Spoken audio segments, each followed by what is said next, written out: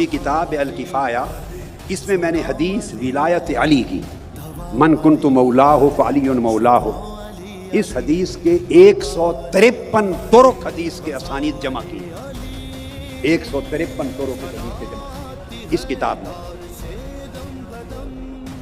اس میں امام ابن عقدہ نے بہت پہلے زمانے میں 100 طرق جمع کیے تھے، علامہ ذہبی نے 125، بعد ازاں 28 طرق عمر بھر کی ورق گردانی اور محنت کے بعد میں نے اور تحقیق کر کے اضافہ کیا اور 125 طرق کو 153 طرق تک پہنچایا۔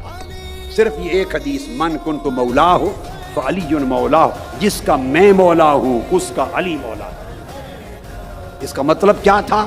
فرمایا جس کا مولا علی نہیں ہے اس کا مولا محمد نہیں ہے۔